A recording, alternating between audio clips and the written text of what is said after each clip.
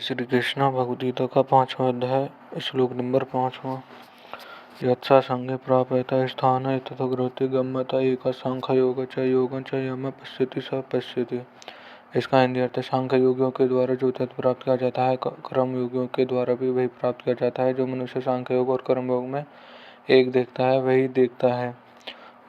व्याख्या। पूर्व श्लोक में उत्तरार्ध में भगवान ने कहा था कि एक साधना में विचित्र तरह से स्थित होकर मनुष्य दोनों साधनों में फल के रूप परमात्मा को प्राप्त कर लेता है। उसी बात की पुष्टि भगवान उपयुक्त पदों में दूसरे ढंग से कर रहे हैं। जो कि तत्व सांख्य योगी प्राप्त कर रहे हैं वही तत्व कर्म योगी भी प्राप्त करते हैं। संसार में जो मान्यता है कि कर्म योग से कल्याण नहीं होता, कल्याण तो ज्ञान योग से ही होता है, इस मान्यता को दूर करने के लिए यहाँ पे अव्यय का प्रयोग किया गया है। सांख्य योगी और कर्म योगी दोनों का ही अंत में कर्मों से आदि क्रियाशील प्रकृति से संबंध विच्छेद होता है। प्रकृति से संबंध विच्छेद होने पर भी दोनों ही योग हो जाते हैं। साधन काल में भी सांख्य योग का विवेक कर्मयोगी अपनाना पड़ता है और कर्मयोगी प्रणाली सांख्य योग की अपनानी पड़ती है। सांख्य योग का विवेक प्रकृति पुरुष का संबंध विच्छेद करने के लिए होता है और कर्मयोग कर्म संसार की सेवा के लिए होता है।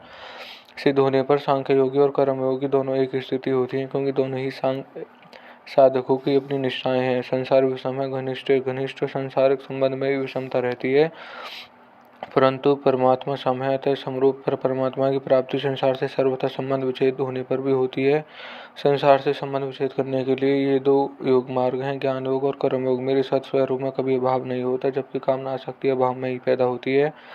ऐसा समझकर असंग हो जाए वह ज्ञान योग है। जिन वस्तुओं में साधक का राग है उन वस्तुओं को दूसरों की सेवा में खर्च कर दें और जिन व्यक्तियों का राग है उनकी निस्वार्थ भाव से सेवा कर दें, यह कर्म योग है। इस प्रकार ज्ञान योग में विवेक विचार के द्वारा और कर्म योग में सेवा के द्वारा संसार से संबंध विच्छेद हो जाता है। पूर्व श्लोक में पूर्वाधर्म में भगवान ने व्याति के रति से रीति कहा था कि सांख्य योग और कर्म योग बेसमझ लोग ही अलग अलग फल देने वाले होते हैं।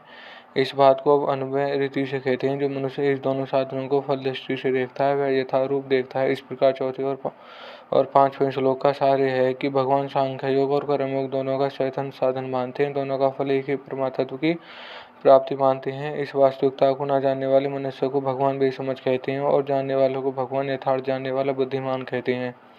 विशेष बात, किसी भी साधन की पूर्णता होने पर जीने की इच्छा, मरने का भय, पालने का लालच और करने का राग, ये चारों सर्वथा मिट जाते हैं। जो निरंतरता मर रहा है, जिसका निरंतर अभाव हो रहा है, उस शरीर में मरने का भय नहीं हो सकता, और जो नित्य निरंतर है रहता है उस स्वरूप में जीने की इच्छा नहीं हो सकती। फिर जीने की इच्छा और मरने का भय होता है किसे होता है? जब स्वरूप शरीर के साथ तादात्म्य कर लेता है तब उसमें जीने की इच्छा और मरने का भय उत्पन्न हो जाता है। जीने की इच्छा और मरने का भय ये दोनों ज्ञान योग से मिट जाते हैं। पाने की इच्छा उसमें होती है जिसको कोई अभाव होता है, अपना स्वरूप भाव रूप उसमें कभी अभाव नहीं होता हो सकता, इसलिए स्वरूप में कभी पाने की इच्छा नहीं होती। पाने की इच्छा न होने से कभी करने का राग उत्पन्न नहीं होता। स्वयं भाव रूप से होते हुए भी जब स्वरूप अभाव रूप शरीर के साथ तादात्म्य कर लेता है तब उसने अपने में अभाव प्रतीत होने लग जाता है, जिसमें उसमें पाने की इच्छा उत्पन्न हो जाती है। पाने की इच्छा से करने का राग उत्पन्न हो जाता है। पाने की इच्छा और करने का राग ये दोनों कर्मयोग से मिट जाते हैं। ज्ञान योग और कर्मयोग इन दोनों साधनों में किसी एक साधन की पूर्णता जीने पर जीने की इच्छा, मरने का भय, पाने का लालच और करने का राग ये चारों सर्वथा मिट जाते हैं। परिशिष्ट भाव, सांख्य योग और कर्म योग दोनों साधन लौकिक होने से एक ही हैं। सांख्य योग में साधक चिंता में स्थित होता है और चिंता में स्थित होने पर जड़ता का त्याग हो जाता है। कर्म योग में साधक जड़ता का त्याग करता है और जड़ता का त्याग होने पर चिंता आत्मा में स्थिति हो जाती है। इस प्रकार सांख्य योग और कर्म योग दोनों ही साधनों में परिणाम चिंतामय में अर्थात चिंतमय स्वरूप स्थिति का अनुभव हो जाता है। शरीर को संसार की सेवा में लगा देना कर्म योग है और शरीर से स्वयं अलग हो जाना ज्ञान योग है। चाहे शरीर को संसार की सेवा में लगा दें, चाहे शरीर से स्वयं अलग हो जाएं, दोनों का परिणाम एक ही होगा, अर्थात दोनों ही साधनों से संसार से संबंध विच्छेद होकर स्वरूप में स्थिति हो जाएगी। यहाँ चौथे श्लोक में पूर्वाधार का संबंध 5वें श्लोक में उत्तराधार के साथ और 5वें श्लोक में पूर्व अध्याय का संबंध चौथे श्लोक के उत्तराधार के साथ में। कर्मयोग, ज्ञान और भक्ति योग तीनों साधनों में ज्ञान और भक्ति योग का प्रचार तो अधिक है, पर कर्म योग का प्रचार बहुत कम है। भगवान ने गीता में कहा है कि बहुत समय बीत जाने के कारण वह कर्म योग इस मनुष्य लोक में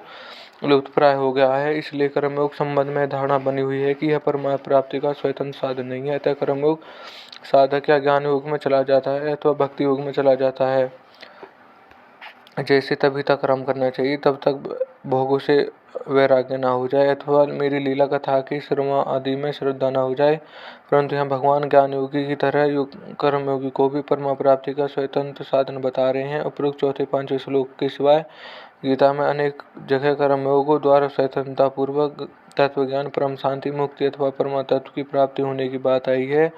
जैसे श्रीमद् भगवद गीता में कर्मयोग परम प्राप्ति का साधन बताया गया है, जो सर्वधर्म में स्थित रहकर तथा भोगों को कामना का त्याग करके अपने कर्तव्य कर्मों के द्वारा भगवान का पूजन करता है तथा सकाम भाव पूर्वक कोई कर्म नहीं करता, उसको स्वर्ग या नरक में नहीं जाना पड़ता है, अर्थात वह कर्म बंधन से मुक्त हो जाता है। स्वधर्म में स्थित वह कर्मयोगी इस लोक में सब कर्तव्य कर्मों का आचरण करते हुए भी पाप पुण्य से मुक्त होकर बिना परिश्रम के तत्व ज्ञान को अथवा परम प्रेम को प्राप्त कर लेता है। तात्पर्य यह हुआ कि कर्मयोग साधक को ज्ञान योग तथा भक्ति योग अधिकारी भी बना देता है और स्वतंत्रता से कल्याण भी करा देता है। दूसरे शब्दों में कर्मयोग के साधन ज्ञान अथवा साधन भक्ति की प्राप्ति भी हो सकती है और साध्य ज्ञान अथवा साध्य भक्ति की प्राप्ति भी हो सकती है। संबंध इसी अध्याय के दूसरे श्लोक में भगवान ने संन्यास की अपेक्षा कर्मयोग को श्रेष्ठ बताया।